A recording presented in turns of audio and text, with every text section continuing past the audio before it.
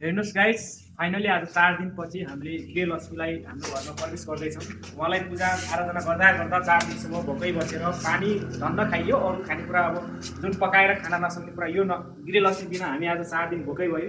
4 दिनपछि हामीले यो गृहलक्ष्मीलाई भित्र्याउँदैछौँ। गृहलक्ष्मी माता, तिमी त अरू पाइला, तिमी पाउनलाई गाह्रो भयो। गृहलक्ष्मी माता, तिमीलाई धेरै धेरै धन्य छ। तिमी 3-4 दिनपछि बल्ल आज हाम्रो कोठामा प्रवेश गर्न पाएको छौ। तिमीलाई हामीले यति तपस्या गरेर तिमीलाई पूजा गरेर पाठ गरेर धुपा लिनु आइदियो। अब तिमी कहिले पनि हामीलाई छोडेर नजाऊ। तिम्रो सतेजले गर्दा हामी 3 दिनजना आज भोगै बस्नु पर्यो। 3 दिनसम्म तिमीलाई यति खोज्यौँ, यति ठाउँ डुलिनौँ, यति पसल चाहिएनौँ कि यतिवटा पसल बुझेनौँ कि तिमीलाई पाउन त्यहाँ अरू सुन पाउला तिमीलाई पाउन सकेन। ग्यास छ नि तिम्रो पेटभित्रको जुन त्यो हावा तिम्रो यति अमूल्य रहेछ कि तिम्रो यो बाहिर खोस्टा भएर मात्र नआउनु रहेछ। हेर माता, जय माता जय। कसले ग्यास पाउनु भयो मित्रहरू?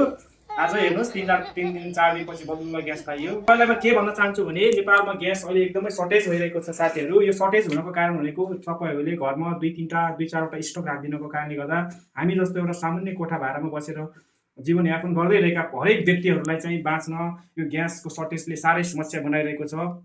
तपाईँहरूको घरमा यदि 2-4वटा ग्यासहरू स्टक राख्नु भएको छ भने त्यो नगर्नुहोस्।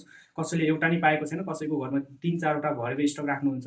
किनभने तपाईँ हामी सबै मिलेर अगाडि बढ्नुपर्छ। एउटालाई दुःख पर्दा अर्कोले सहयोग साथ दिनुपर्छ भन्ने मेरो सोचाइ हो।